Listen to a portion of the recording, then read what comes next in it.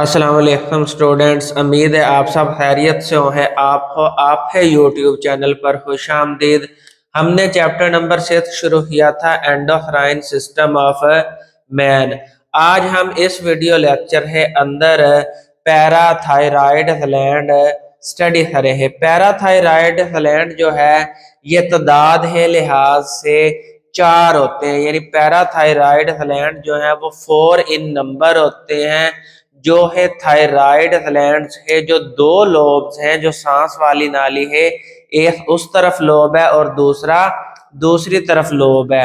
तो दोनों लोब्स पर पोस्टीरियर साइड पर दो दो पैराथायराइड ग्लैंड जो है ये मौजूद होते हैं। और ये जो थायराइड ग्लैंड है उसकी निस्बत इनका कलर जो है वो लाइट होता है, यानी ये सम रेडिश होते हैं। तो 4 parathyroid glands are present in human, located on posterior surface of thyroid gland. और ये स्मॉल इन साइज होते हैं, लाइट इन वेट होते हैं। अब पैराथायराइड ग्लैंड से एक ही हार्मोन प्रोड्यूस होता है जिसका नाम है पैराथॉर्मोन। और ये हार्मोन जो है ये पेप्टाइड इन नेचर होता है। हमने प्रीवियस लेक्चर्स के अंदर पढ़ा था कि हार्मोन जो है ये केमिकल नेचर वाइज डिफरेंट होते हैं, कुछ स्टेरॉइड होते हैं, कुछ पेप्टाइड्स होते हैं। तो ये वाला जो हार्मोन है ये पेप्टाइड हार्मोन है और ये कैल्सिटोनिन है उलट काम करता है। अब कैल्सिटोनिन जो है ये हमने प्रीवियस वीडियो लेक्चर में पढ़ा था कि जैसे ही ब्लड में कैल्शियम लेवल हाई होता है तो उस कैल्शियम लेवल को लो करने के लिए जो हार्मोन रिलीज होता है वो कैल्सिटोनिन है। तो इसका मतलब है अगर ब्लड के अंदर कैल्शियम लेवल लो हो जाए तो उसे हाई करने के लिए जो हार्मोन आता है वो है पैराथॉर्मोन हार्मोन। तो इस तरह यह कैल्सिटोनिन है उलट जो है वो अपना काम सरंजाम देता है। Regulated by calcium ion, blood के अंदर कैल्शियम लेवल जो है वो ये फैसला करता है कि कैल्सिटोनिन ने पैदा होना है या फिर पैराथॉर्मोन हार्मोन ने पैदा होना है। तो ये कैल्शियम आयंस का जो लेवल है ब्लड के अंदर वो ये फैसला करता है। Stimulate the demineralisation of bone. अब जैसे ही ब्लड के अंदर कैल्शियम लेवल लो होता है तो ब्लड के अंदर कैल्शियम लेवल मेंटेन करना है, वो तो बरकरार रखना है ब्लड के अंदर, ये लाजमी है। तो फिर उस कैल्शियम लेवल को पूरा करने के लिए हड्डियों से कैल्शियम बाहर निकाला जाता है और इस अमल का नाम है डीमिनरलाइजेशन ऑफ बोन। तो इसे ये स्टिमुलेट कर देता है। अब ज्यादती हो जाए इस हार्मोन की, ओवर सेक्रेशन हो जाए, पैराथॉर्मोन जो है वो जरूरत से ज्यादा पैदा हो जाए। अब ये हार्मोन क्यों ज्यादा पैदा होता है, उसकी वजह यह है पैराथायराइड ग्लैंड के अंदर ट्यूमर फॉर्मेशन हो जाए, रसौली पैदा हो जाए, जिसकी वजह से पैराथायराइड ग्लैंड जो है पैराथॉर्मोन ज्यादा से ज्यादा पैदा करे। तो जब ये जरूरत से ज्यादा पैदा होता है तो इसका मतलब है अब ये डीमिनरलाइजेशन ऑफ बोन हो भी बढ़ा देगा, हड्डियों से जो कैल्शियम डिपॉजिट हुआ है उसे बाहर निकालेगा, जिससे आपकी हड्डियां जो हैं वो कमजोर होनी शुरू हो जाएगी, डीफार्म हो जाएगी। उसके बाद वो नरम हो जाएगी, भुरभुरी होना शुरू हो जाएगी और अल्टीमेटली जो है वो उससे फ्रैक्चर ऑफ बोन है जो चांसेस हैं वो ज्यादा हो जाए। अब ब्लड के अंदर डीमिनरलाइजेशन की वजह से कैल्शियम आयन जो है वो जरूरत से ज्यादा बढ़ने शुरू हो जाए।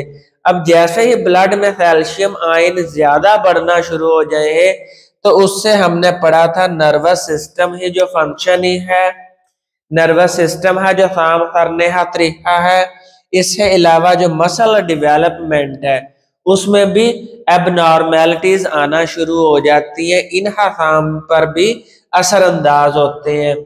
इसके अलावा जैसे जैसे ब्लड में कैल्शियम का लेवल बढ़ता जाएगा तो ब्लड है अंदर कैल्शियम ऑक्सलेट बनना शुरू हो जाएगा और ये डिपॉजिट होना शुरू हो जाता है किडनी है अंदर और ये किडनी स्टोन फॉर्मेशन करता है। अगर यही हार्मोन जो है वो कम सखरेट हो यानी अब इसकी सखरेशन जो है वो जरूरत से कम हो जाए तो इसका मतलब है कि ब्लड है अंदर अगर कैल्शियम लेवल लो है अब इसने हाई करना है यानी इसने एंटागोनिस्टिकली चलना है कैल्सिटोनिन है लेकिन इसकी कम प्रोडक्शन हो रही है तो अब ब्लड है अंदर कैल्शियम लेवल कम हो जाएगा उसे हम बोलते हैं हाइपोथैलेसीमिया। अगर ब्लड है अंदर कैल्शियम लेवल ज्यादा हो जाए तो उसे हम बोलते हैं हाइपरथैलेसीमिया। तो हाइपोथैलेसीमिया जब ब्लड में कैल्शियम लेवल लो हो जाता है तो उसकी वजह से एक्साइटेबिलिटी ऑफ न्यूरॉन्स बढ़ जाती है। न्यूरॉन्स है अंदर नर्व इम्पल्स का जो अमल है वो तेज हो जाता है, बार बार न्यूरॉन जो है वो नर्व इम्पल्स जनरेट करते हैं जरूरत है बिना। तो इस तरह जो न्यूरॉन्स है अंदर एक एक्साइटेबिलिटी का अमल है वो ज्यादा हो जाता है। उसके रिजल्ट में क्या होता है, उसके रिजल्ट में टेटनी हो जाता है। टेटनी की वजह से जो है वो बार बार नर्व इम्पल्स जनरेट होती है तो मसल जो है वो ट्विचेस करते हैं, मसल कंट्रैक्शन का अमल जो है वो ज्यादा हो जाता है, मसल जो है वो सुखड़ाव ही हालत में ज्यादा देर रहते हैं। और अगर आप इसका टाइम पर इलाज ना करवाएं, अनट्रीटेड रहने दें तो फिर ये वाली हालत जो है वो मोहलिक हो जाती है और जानलेवा भी साबित हो जाती है। इसके बाद नेक्स्ट ग्लैंड जो है वो है पाइनियल ग्लैंड। ये फोर ब्रेन है पीछे वाली साइड पे होता है, डॉर्सल साइड पे होता है, फोर ब्रेन है। अब ये एक हार्मोन प्रोड्यूस करता है मेलाटोनिन। ये जो मेलाटोनिन हार्मोन है ये आपकी जो डायर्नल रिदम्स होते हैं यानी वो काम जो 24 आवर्स है बाद आपने दोबारा रिपीट करने होते हैं। मसलन आप 24 घंटे में 12 घंटे जो है वो आप जागते हैं और 12 घंटे जो रात का टाइम है वो सोते हैं। तो इसी तरह 12 घंटे सो लिए रात है, उसके बाद 12 घंटे जाग लिए, उसके बाद आपने दोबारा सोना है।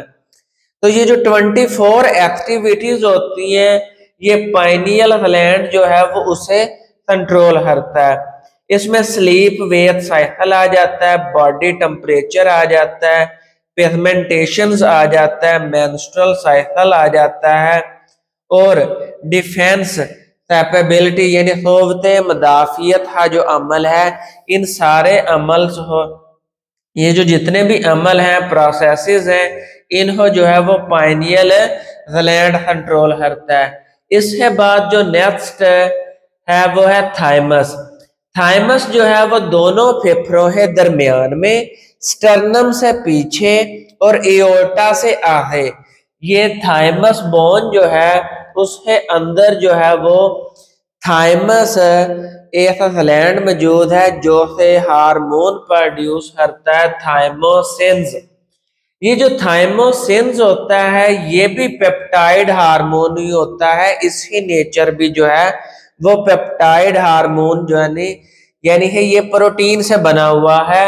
इसके अलावा इसका जो मेजर रोल है वो है इम्यून सिस्टम ही डेवलपमेंट में यानी क़ुव्वते मुदाफ़ियत को बढ़ाने में जो रोल है वो इस ग्लैंड जो थाइमस के नाम से जाना जाता है इसका है।